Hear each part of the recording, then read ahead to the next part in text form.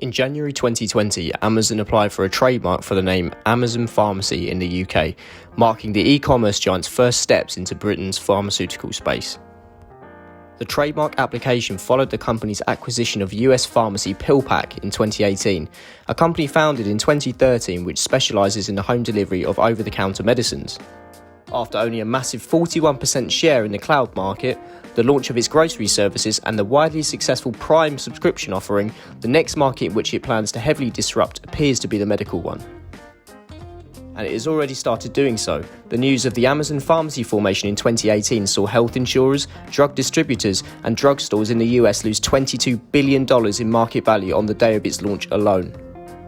Amazon's healthcare strategy is not a pharmacy strategy, it is a healthcare strategy, which means they're moving into the medical space as well as the pharmacy space. Okay, so everything right now in the United States is moving toward blending those two benefits together. And that has happened because we have high deductible health insurance plans now, where you have a high deductible that blends the pharmacy and the medical. So there's a structural shift in the insurance market here that is fueling companies like Amazon jumping into the market.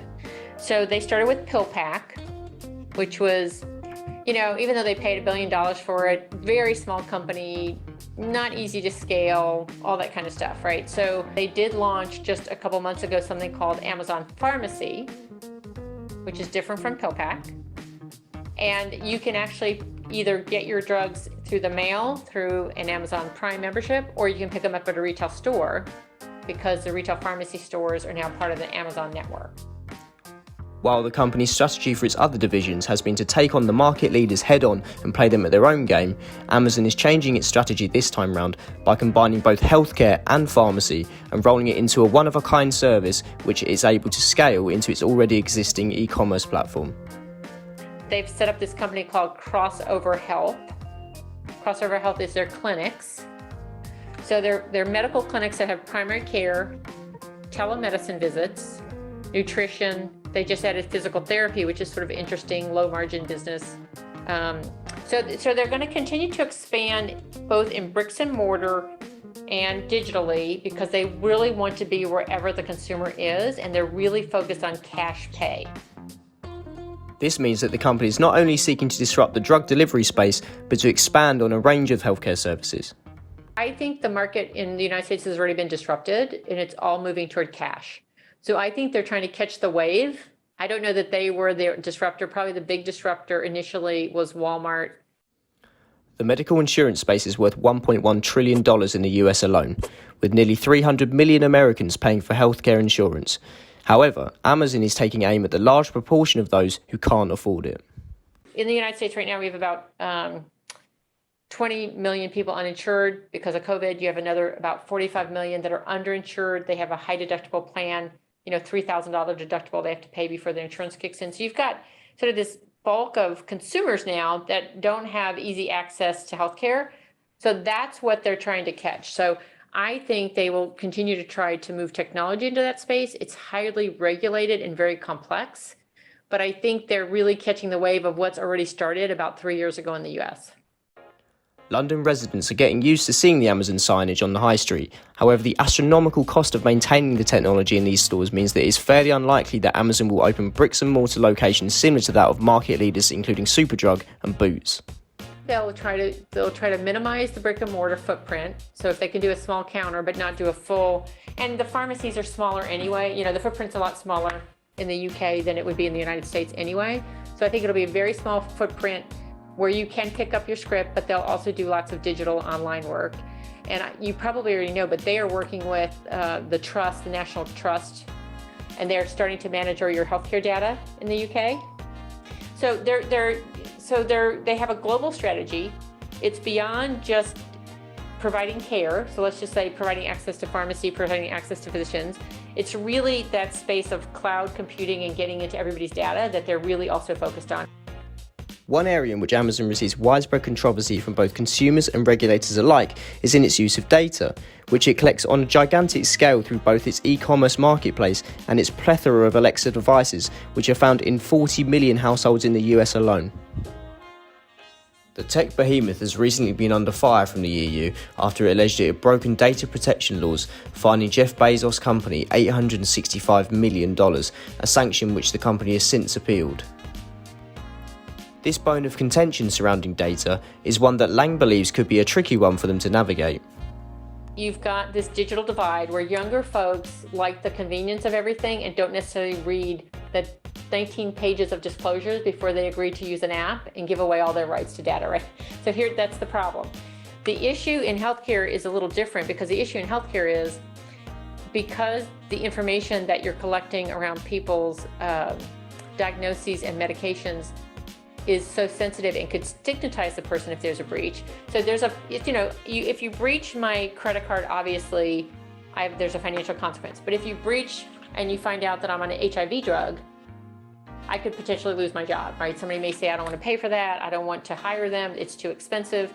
So I think this notion of what is going to happen with them and what kind of data are they allowed to keep and for how long will be based on your federal law. Right now in the United States, if they have records, pharmacy records or medical records, that you have to keep them 6 to 7 years.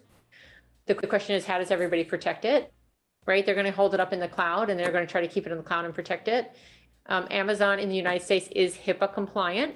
So they do have to meet federal HIPAA law, the standard of, privacy and protection around healthcare data. So I don't know what the law is in all the other countries. So it's going to be country by country of what they're willing to do, but it also is going to depend on what rights consumers give away because they're paying cash and they're not protected by an insurance company. One of the biggest hurdles that Amazon will face when it does enter the sector is the fact that patients require acute medicines immediately, a hurdle which, although the last mile delivery sector is leaping over slowly, it's not quite at the stage whereby it can deliver acute prescriptions immediately due to the fact that many require a doctor's signature before being picked up. So if you think about drugs in general, there's a whole bunch of medications that are acute, what we call acute medications. So your baby, you have a 2-year-old who needs antibiotics, you can't wait for it to be delivered. You have to go pick it up, right? So about 35% of drugs are acute meds that you need right away. So that's very hard to send through the mail because you'll never get them on time. So that's where retail pharmacies will do last mile delivery. They may deliver it from their store locally in your community, but not through mail order like an Amazon Prime. But for chronic meds, where you can get 3 months at a time, I could see that they would move into chronic meds. The problem is there is not, with the supply chain disruption we have right now, there are a lot of consumers that want that medication in their hand, don't want to trust that it's not going to get delivered on time or that they'll run out. So I think in terms of them disrupting right now, I don't think they've been terribly disruptive. I think they're really trying to figure out the industry. And if you think about it, in Amazon, they've done really poorly in highly regulated businesses. They like when they can control the whole supply chain. That's really, really hard in healthcare, right? So on the pharmacy side, if the script comes through, you can't read it, you have to call the doc, you have to wait for the doctor to call you back. That could take 2 days. It's a messy, healthcare's just messier than what they're used to. However, the difficulties of treating or diagnosing patients is something which Amazon will not be able to deal with themselves, and instead will aim to combine a number of services into a compact, one-stop shop. Everybody's tried healthcare, Amazon, Google, everybody's jumped in, tried it, and sort of hasn't been successful. And a lot of that is around the complexity of not only dealing with patients, not just consumers, but patients and what the patient needs. It's just highly, highly regulated. So I think they're going to struggle a little bit. I think they're going to put a lot of money into this. I think they're going to make a big play. It's a $3.2 trillion industry. So big growth for everybody. Everybody in tech is trying to get into this part of the industry because it's the growth part that hasn't been optimized yet from a technology perspective. So there's still lots we can do to optimize healthcare technologically. But I don't think it's just going to be a slam dunk for Amazon by any means. The UK's drug prices come under strict regulation, meaning the company will not be able to compete with pharmacies on price as it is in the US in the UK. However, when it comes to consumer attitudes, UK shoppers are set to welcome the move. A survey of 1,000 UK consumers found that convenience and price remain the main reasons for the support behind Amazon launching its pharmacy in Britain.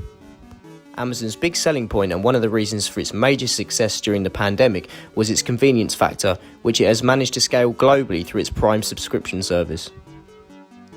With 47% of Amazon Prime users in the UK saying that they choose to use the company's new pharmacy platform for medical purchases. They're moving global, they're moving deliberately, right? They're moving in multi-countries at one time. and they're moving into industries that are a huge part of GDPs around the world. So for them, if you're gonna, this is the next biggest, the only other big industry they could get into is really military. I mean, other than that, they're already in most of what we do in terms of the large parts of the economy. So I think that this is going to be a very deliberate 10-year strategy. We'll see if it works. It's sort of experimental. We got to see if it works, but I think they'll be very dedicated. They are picking up a lot of talent. So they're picking up a lot of C-suite talent from throughout healthcare in the United States, which does two things for them. One, it gives them that insider perspective on how the industry works, which they need. But two, you've got your competitors of their key talent, right? So you make them weaker. So it's good for both of those things. So they've been out actively recruiting, trying to make sure they're bringing in the right talent.